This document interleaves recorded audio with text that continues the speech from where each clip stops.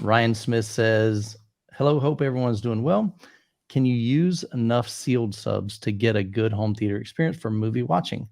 SVS SB3000 as an example. Well, you're looking at two guys that have sealed subs. You got the 4000 ULFs. Yeah, and then I got sealed in the back. The 4000s are kind of an anomaly because the port really doesn't activate until like 16 hertz. It's just a crazy beast. It is. But yeah, to answer your question, Ryan, I think absolutely you can get really good bass response from sealed subwoofers. For the most part, ported subwoofers tend to have more output than sealed. I really didn't like the sealed for the most part until I got to 18s and I had multiple of them. Actually, I've reviewed the SB3000. I'll be honest, for music, that thing punches like crazy. Really, really small form factor. I was really impressed with it. For movies, I definitely like the PB3000 better. And then I tried the SB16s. That was actually the first subwoofer that I ever reviewed on the channel from SVS. Actually, it was the first subwoofer that I reviewed on the channel. And it was good. It was cool. I had two of them. But I was craving more, man. And I'm kind of a bass junkie, man. I want to feel it. I want it to really punch me in the chest. And so then I had them send me the PB16s. I ended up buying those. I sold my clips. I had 4 clips, RSW 15s. But yeah, I think you can definitely get good bass response. Part of it is how far are you from the subs? How big is your room? How loud do you like to listen to it? But that's my take on it. What do you guys think? Well, Jonathan's room with his sealed subs, he needs way more bass. He's totally lacking. So Jonathan has 8 18s that are sealed. You can kind of see, right behind his chair, he's got 3 of them up in the front. He's got 5 of them. So he's got a pretty baller setup there. So it'd be quite a bit more output than what the SB3000 just a little bit will produce. So the SB3000, does anyone know a max SPL on it? I was trying to web search for and where I'm going with that is you're looking for, if you want to be able to do reference, you're looking for at least 115 dB. And if it's a 13-inch, it's not really gonna even really be close to being able to do that. So you're gonna need multiples.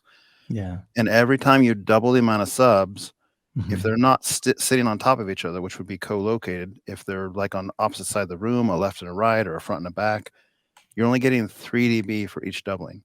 So from 1 to 2 is 3 dB more, and from 2 to 4 is 3 dB more, and from 4 to 8 is 3 dB more.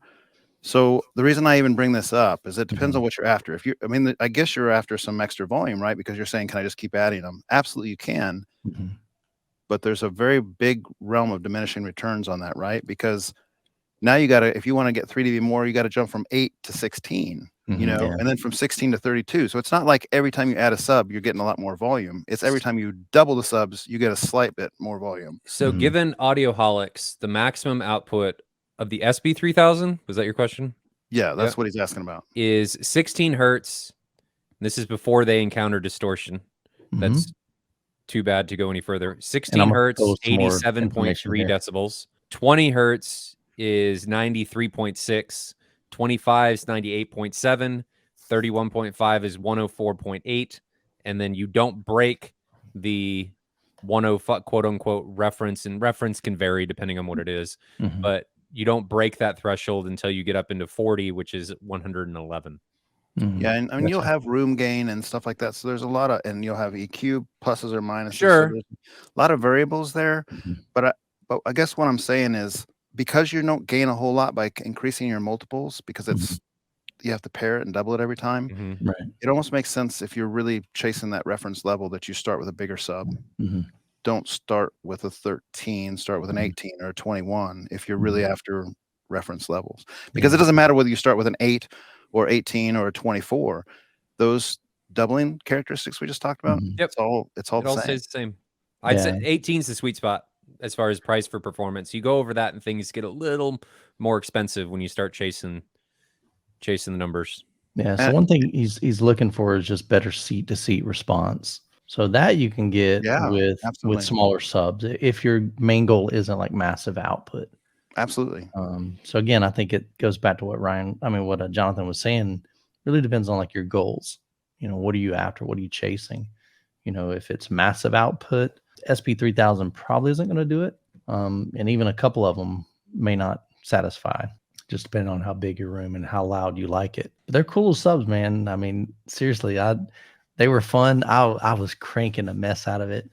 But it was for music and it was just slamming. I'm like, Jacob, my son, he lived at home at that time. And I said, you got to come and check out this thing, dude. It was so cool, man. It was really, really awesome.